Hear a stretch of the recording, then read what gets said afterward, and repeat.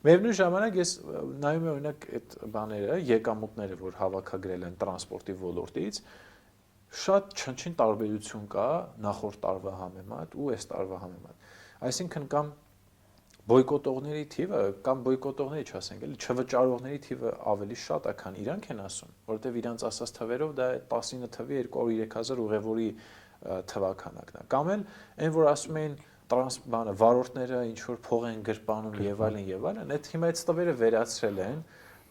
վճարման գինը ավելացել է, բայց նույն չափ է փող հավաքագրում։ Դենց ոնց կլինի, ասենք